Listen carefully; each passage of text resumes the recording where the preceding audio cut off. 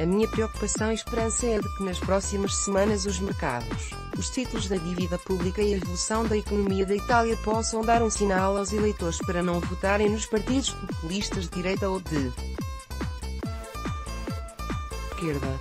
Esta frase carregada de ameaças, que poderia ser atribuída a um banqueiro internacional, espumando de fúria e desdém em face da nova coligação eurocética italiana, foi proferida, nada menos, do que por Oettinger, membro da Comissão Europeia com o pelouro orçamental.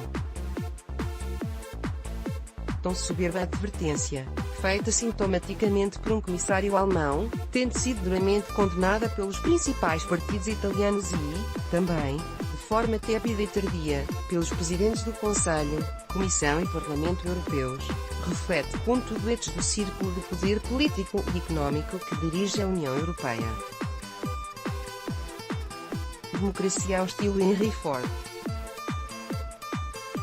Para a elite burocrática do estabelecimento executivo da União, apoiada nas lideranças aparelhísticas dos blocos socialista e democrata cristão e nos grandes grupos financeiros, a democracia nos Estados-membros deve assentar em três pressupostos, e, os eleitores podem escolher o partido e o governo do seu agrado desde que oriundo dos partidos do mainstream e o federalista. Ford dizia que o cliente pode escolher a cor do carro desde que esta seja o preto, e, no caso de vencerem partidos antifederalistas, outras instituições dos Estados devem travar a posse do novo governo ou votar candidatos a ministro visados como persona non grata pelos poderes da União. E, se o novo governo tomar posse, as agências de rating e os mercados devem fazer disparar os títulos da dívida pública e fundar a economia de modo a ensinar os eleitores a votarem, futuramente, nos partidos politicamente corretos. Por muito menos, em razão de milagres marginais e politicamente incorretas em matéria de género ou orientação sexual, já foi travada a designação de diversos candidatos à Comissão Europeia. A razão pela qual garantir Oettinger, que escarneceu dos eleitores de um Estado-membro fundador e parodiou o próprio conceito de democracia, não foi liminarmente forçado à admissão deveu-se, apenas, ao facto de ter dito publicamente aquilo que o zigue-zagueante eixo franco-alemão pensa, mas não tem a coragem de dizer. Definitivamente, na lógica aristotélica, o poder aristocrático da União deu um passo de gigante em direção à oligarquia, pondo em risco a democracia competitiva nos Estados-membros. Subscreva gratuitamente as newsletters e receba o melhor da atualidade e os trabalhos mais profundos do público. Subscrever Mattarella, uma comédia italiana.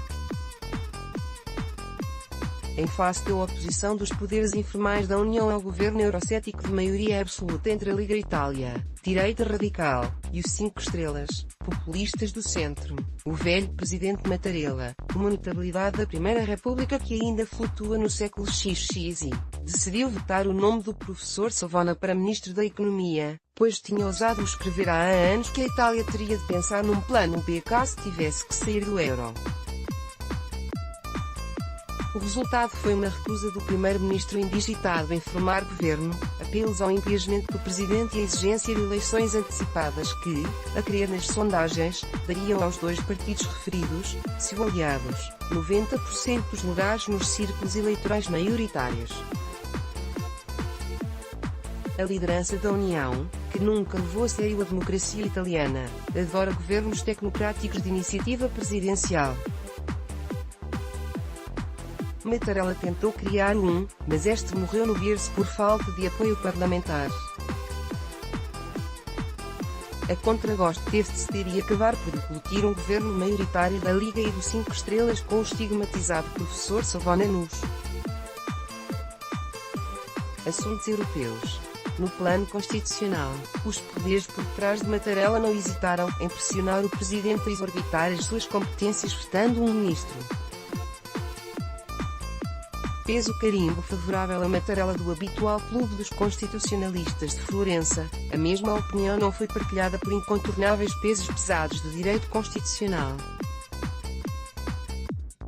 Assim, Lorenza Carlassari e Valerio Unida sublinharam que o sistema político italiano não é presidencialista, ou semipresidencial, mas parlamentar e o presidente empossa um governo que não é seu mas sim da confiança do Parlamento. O presidente, que não tem poderes de direção política, só poderia ter obstado à nomeação de um ministro proposto por uma maioria absoluta, por razões objetivas, como criminais ou de idoneidade pessoal e nunca por fundamentos políticos. O falhado golpe constitucional de Mattarella acabou por ter um efeito de boomerang, mas foi uma advertência sobre até onde certos poderes na União, e as suas correias de transmissão, estão dispostos a ir, para travar os opositores ao seu projeto federalizante de pequenos passos. O autor escreve segundo o novo acorde ortográfico.